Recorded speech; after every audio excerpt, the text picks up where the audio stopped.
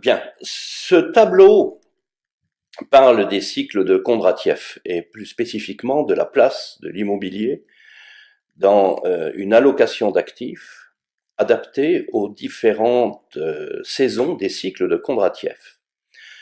Un petit mot sur Kondratiev. C'était un économiste de l'URSS spécialisé en agriculture, à qui Staline avait confié la tâche d'expliquer que le capitalisme allait disparaître sous l'effet de cycles de plus en plus violents. Kondratiev a déterminé pour la première fois la présence de cycles de 50 ans dans le développement du capitalisme depuis le début des années 1780, la création de la machine à vapeur, et ces cycles de 50 ans s'organisaient de façon régulière en 4 saisons qu'il a joliment mentionnées, printemps, été, automne, hiver. Ces 4 saisons de 12 ans et demi environ, 12 à 15 ans de durée, correspondaient à des phases diverses de montée du cycle, de maturité du cycle et de décroissance du cycle.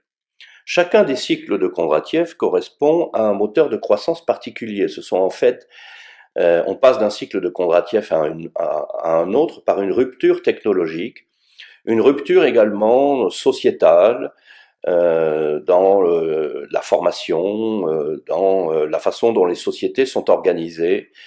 Et le cycle de Kondratiev dans lequel nous vivons aujourd'hui est en fait la fin d'un cycle. Nous sommes en hiver d'un cycle qui a démarré il y a environ une cinquantaine d'années, avec le développement extrêmement puissant de l'aéronautique, des télécommunications et de toutes ces technologies de l'information. Et nous sommes à l'aube, sans doute, d'un nouveau cycle qui va démarrer. Et il est intéressant de regarder la façon dont l'immobilier s'inscrit dans ces différents cycles. Je mentionne pour mémoire quand même que Kondratiev, les travaux de Kondratiev ont été repris par Schumpeter 30 ans après la mort de Kondratiev pour faire le fameux concept de destruction créatrice. C'est donc un approfondissement des travaux de Kondratiev, et la destruction créatrice, c'est la phase qui permet de passer de l'hiver au printemps. Alors l'hiver, dans un cycle de Kondratiev, c'est une période de baisse de taux d'intérêt extrêmement rapide et également une baisse de croissance de la productivité, baisse de croissance économique, enfin de moindre croissance économique, puisque nous sommes à la fin d'un cycle, le cycle s'est épuisé, a épuisé sa productivité. On peut penser qu'effectivement, les 12 dernières années que nous avons vécues dans le monde ont vu une baisse très profonde des taux d'intérêt et évidemment également une baisse de la croissance économique, puisqu'on en vient à parler de stagnation séculaire. La meilleure allocation d'actifs durant cette phase-là est indiquée sous le vocable hiver, donc, et on voit que cette allocation d'actifs recommande par observation des différents cycles de Kondratiev depuis le début des cycles d'avoir 10% d'actions. Effectivement, la croissance économique est faible. 30% d'obligations, c'est normal puisque les taux d'intérêt baissent violemment. 50% d'immobilier, et ça c'est très intéressant parce qu'effectivement l'effet des taux d'intérêt est extrêmement puissant sur l'immobilier durant cette période, et 10% d'or, tout simplement pour sécuriser le fait que durant les périodes d'hiver, on peut avoir des périodes de soubresauts et de crise comme on a connu par exemple en 2008. Il se trouve que cette allocation d'actifs, telle qu'elle est décrite par les cycles de Kondratiev, était particulièrement bien adaptée sur les 12 dernières années, donc incontestablement, l'hiver du cycle donnait une répartition des actifs qui a été tout à fait gagnante sur la période. Le printemps prochain, si jamais nous arrivons dans un printemps prochain, sur les 15 prochaines années, c'est un cycle de Kondratiev qui, donc c'est une période du cycle qui privilégie et de loin les actions.